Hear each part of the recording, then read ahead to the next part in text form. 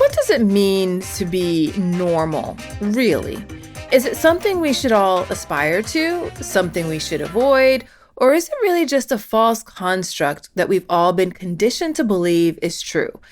In this episode, we're going to get into the ins and outs of quote unquote normal as it relates to consumers and the way it shows up in society, the way it shows up in marketing, and how we should be thinking about and considering it when it comes to our inclusive marketing efforts. Lots to come after this short break. Did you know that most businesses only use 20% of their data? That's like reading a book with most of the pages torn out or paying for a coffee that's just 1/5 full. Point is, you miss a lot unless you use HubSpot. Their customer platform gives you access to the data you need to grow your business. The insights trapped in emails, call logs, and transcripts, all that unstructured data that makes all the difference. Because when you know more, you grow more. And when you get a full cup of coffee, you can do more too. But I digress.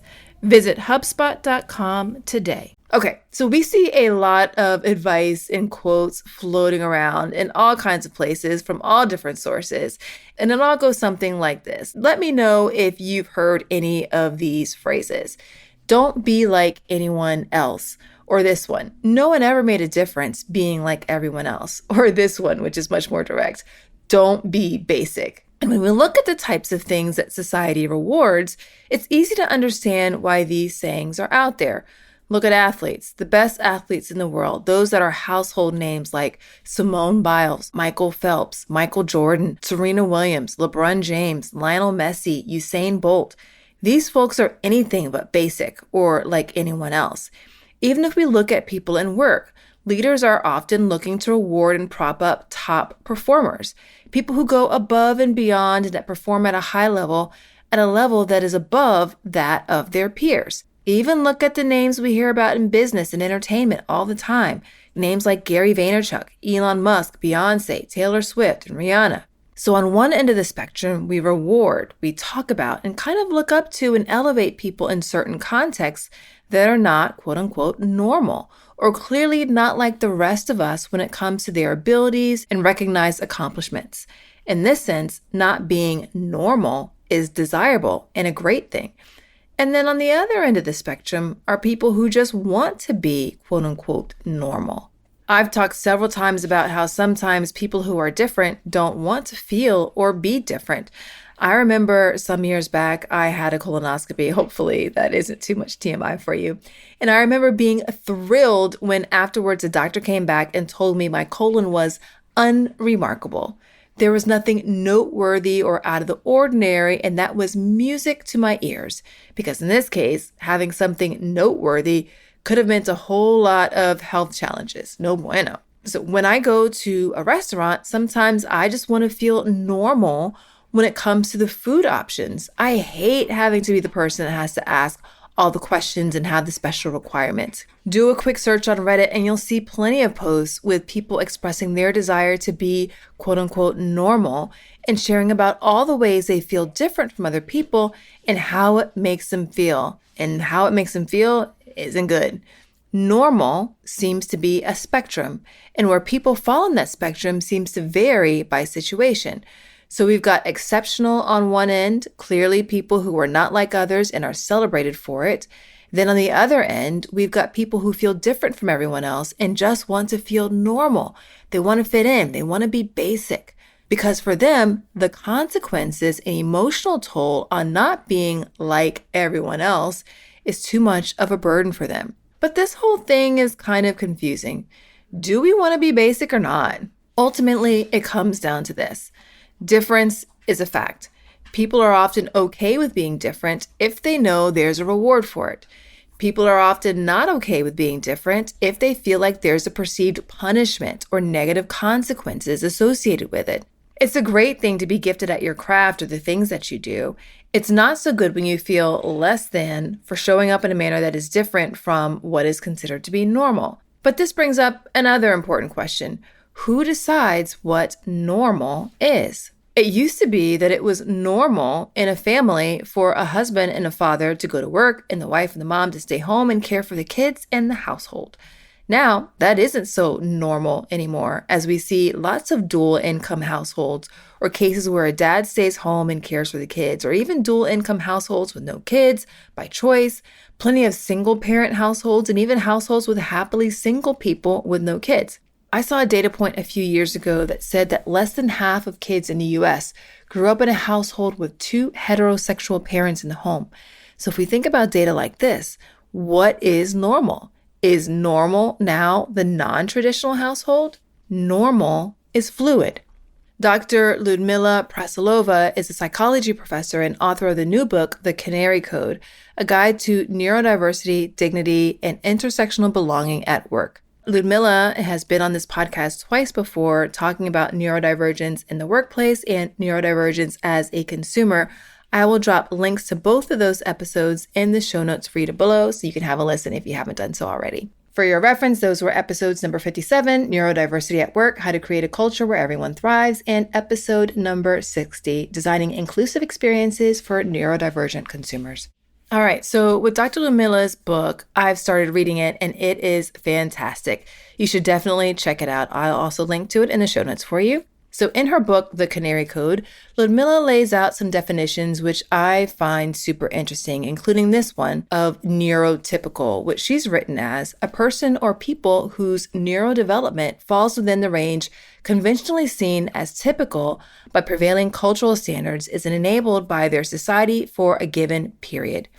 Another definition in this category that caught my attention is that of neurodiversity, which in this book is defined as a biological fact that there is a limitless variety in human neurodevelopment with many neurotypes and individual differences. Neurodiversity as a concept refers to the full range of variations in human cognition, emotion, and perception. And this other definition of neurodivergent, a person or a people whose neurological development or functioning diverges from the range conventionally seen as typical. That is, a dyslexic or dyspraxic person may refer to themselves as neurodivergent. As a neurodivergent person, a group of ADHDers or people with a specific phobia are groups of neurodivergent people. Some use neurodistinct, neurospicy, and other creative variations of this term. So in the book, she went on to write this commentary that has struck me for months. It was so good and so eye-opening. Here it is. She writes, if neurodiversity applies to everyone, is anyone at all neurotypical? There are some who believe that neurotypical does not exist, that everyone is in some way neurodivergent. However, according to an autistic psychologist and thought leader, Nick Walker, this argument stems from the false assumption that neurotypical is just a synonym for normal. The belief in quote-unquote normal minds and brains is associated with the medical pathology paradigm and does not make sense from the neurodiversity paradigm perspective.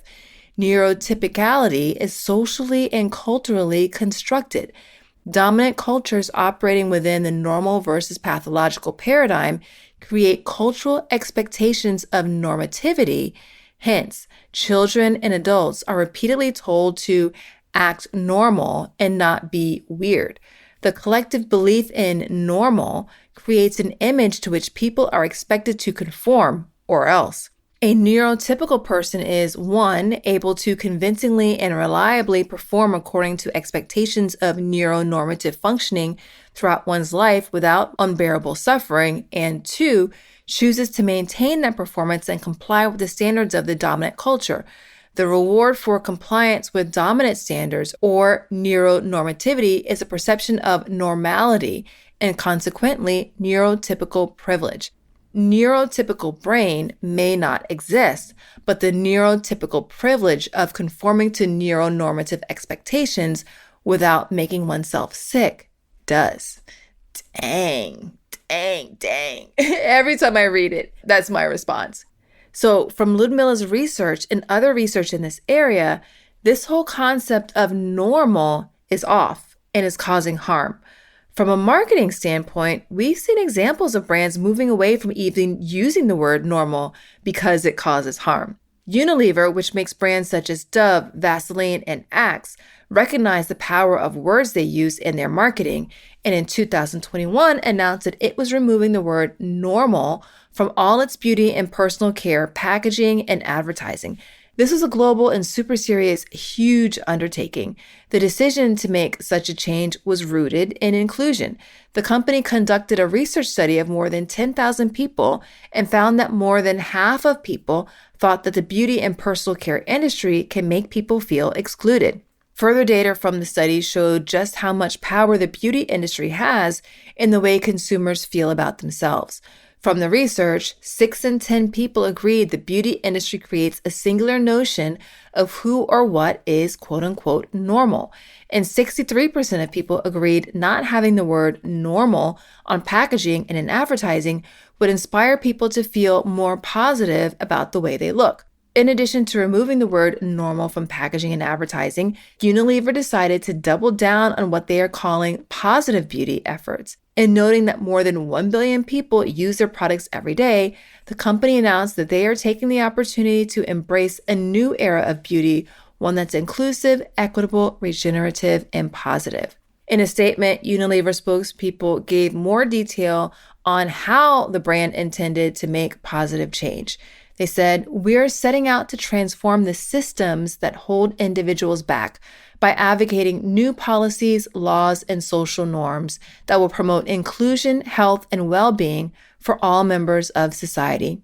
The part from that statement I want to highlight is that they are advocating for new social norms, implying that what is considered to be normal can be changed. From an inclusive marketing ethics standpoint, the core premise is not to cause harm. And it seems that in a lot of cases, this whole idea of normal causes harm to people who don't fit into the predetermined mold of what normal is. So what's a marketer to do? I'm going to cover that by reframing your way of thinking about normal after this short break. And by chance, if you haven't listened to the episode on inclusive marketing ethics, I'll drop a link to that in the show notes for you. It's a super important episode number 97, Inclusive Marketing Ethics. Okay, I've got another podcast recommendation for you. It's Augmenters, hosted by Julie Meyer and Jimmy Edgerton, and it's brought to you by the HubSpot Podcast Network, the audio destination for business professionals. So on this show, Julie and Jimmy dive into mentoring and explore ways to augment and refresh the mentoring environment. They're using 8 core principles that weave relevant spirit guides and diverse guests, and Julie and Jimmy use a lot of humor and practical tips to help mentors and mentees get further, faster together. There's so many great episodes to tune into for this show, but one that you might find especially interesting is their latest episode, number 120, Mentoring Across Gender, Men as Allies and Mentors. Listen to Augmenters wherever you get your podcasts. Okay, so here's my point of view. I think we mistake a desire for being normal with the root of the desire, which is really to just belong. So I think I've mentioned this to you before, but just in case I haven't, let's go over it again. Here's my favorite definition of belonging. It comes from Chris Brogan's book, The Freaks Shall Inherit the Earth. Chris wrote, "Fitting in often means shaving off your unique edges, hiding and masking what defines you, discarding any behaviors or appearances or images that prompt others to question you or push away from you." In other words, and this is me talking, fitting in is all about trying to be normal. Back to the book. Chris wrote, "Belonging is about finding that place where you finally let out a deep breath you had no idea you were holding and feeling with great certainty that the people around you understand you. Belonging is about being you and knowing that that is more than enough." Here's a couple of other definitions for you to help bring everything together. Inclusive marketing is all about acknowledging the many ways in which consumers are different, intentionally choosing which of those identities your brand will serve, and then authentically incorporating consumers with those identities throughout all phases of your marketing mix. And just in case you didn't know, here's a definition of diversity. It's simply the presence of differences within a given setting. Diversity is normal, or a better way to say it is, diversity is common, which brings me to my first point about what marketers should do. And that is take care with terminology. Let's not call things normal, such as behaviors or ways of operating, ways of thinking, ways of being. Let's not call them normal if it will cause harm to someone for being labeled not normal if their approach is something different from that. Let's not call things normal without having a true understanding of what is actually happening in the world, not just our own perception of it. For instance, according to The Takeout, most American households eat dinner between the hours of 5:07 and 8:19 p.m. Emma Help says that the average dinner time in the U.S. is 6:22 p.m. My household eats dinner at 9 p.m. Does that make us not normal? When you consider my husband is Argentine and that in Argentina dinner time is between 8 and midnight, then we are eating at a very common time by Argentine standards. That's why terminology and the words we use are so important. So let's get better about the words we use. Call things what they are. Dry skin, oily skin, fair skin, dark skin, sensitive skin, not normal skin and other skin. There's a diversity of skin types, so let's acknowledge that in the terminology we use. It's size 0, size 8, size 18, size 24, not normal size and plus size. There's a diversity of body sizes and types, so let's acknowledge that in the terminology we use. If you mean common, say common. If you mean standard, say standard. If you mean average, say average. Terminology is important, so just know that the use of the word normal is setting you and the people on the receiving end of the term up for problems. Second consideration for marketers with regards to this whole normal concept is that customer experience matters.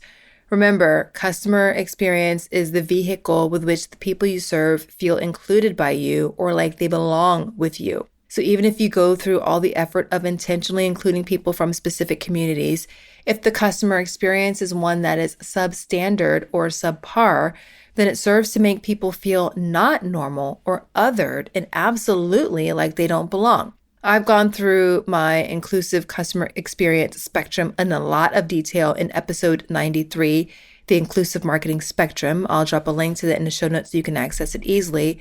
But even with the best intentions, because remember, your intentions are never a marker for success, it's the way in which the end consumer feels that matters. But even with the best intentions, if the experience you're delivering makes it clear that someone is different or kind of makes them feel penalized for being different, then you're reinforcing the message, you're not normal. So when I go to a restaurant, when I have to ask for an allergen-friendly menu or pay an extra $2.50 for a gluten-free bun, you're sending the signal, it's better to be normal. Or you're reminding me that I'm different from everyone else when there is no benefit to being different. In this case, there's a penalty, a $2.50. When a Spanish-speaking customer, and this is relevant to any language, has to scroll all the way down to the footer of your website to find the link for the Spanish language version of the website, the experience you're delivering says, we value you and your experience less because you're different. As a brand, you don't want to make people feel bad about their differences or make them feel othered or less important or like a burden or a nuisance because of what makes them different. Differences are common, so it is important to deliver experiences with that in mind, so as to not to deliver a less than experience that makes people feel like they don't belong with you. And that brings me to the third and the last point that I have for you today, is to remember that belonging is the goal. When the people you serve feel like they belong with you, they will reward you with their attention and their loyalty. When they don't, they will go off in search of another option that does make them feel that way, that does make them feel like they belong. So be intentional about everything that you do. Think about all the identities of the consumers you've chosen to serve and ensure that everything you do throughout your marketing mix sends the signal you belong here. Whether that's ensuring you have adequate representation in your visual imagery, having products, services, and experiences that ensure not only that everyone can get what they need from you, but also that everyone achieves success at the same rates.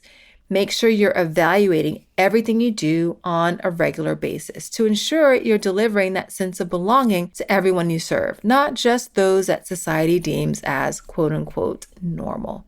That may mean audits of your marketing and customer experience, user testing with consumers from different identities, and even a deep dive into your data to ensure that everyone you serve is achieving success at the same rates, no matter their identity. Do what you got to do to ensure you're delivering belonging to everyone that encounters your brand, no matter where they're encountering it. That's it for today's episode, but that doesn't need to be the end of the conversation. Let's continue to chat about this whole concept of normal, what it means for you, how you feel about it, how you use it in your brand or not. Let's continue the conversation. Tag me on social, send me an email. Let's have a chat in the DMs. I want to hear what it is that you're thinking and dialogue more on this topic. If you like this show, do share it with a friend, colleague in your network. It doesn't have to be just us talking about it. Let's bring others into the conversation. And also, if you're enjoying the show, please do leave a rating and review for it in your podcast player of choice. It really does go a long way towards helping more people discover the show, which I like to think helps more people and marketers operate more inclusively. Are you getting the Inclusion in Marketing newsletter? If not, really, what are you even doing? Each week, I send news, tips, insights, stories, and all other kinds of goodies to attract and retain a bigger, more diverse, and fiercely loyal customer base. Go to inclusionandmarketing.com/newsletter to get signed up.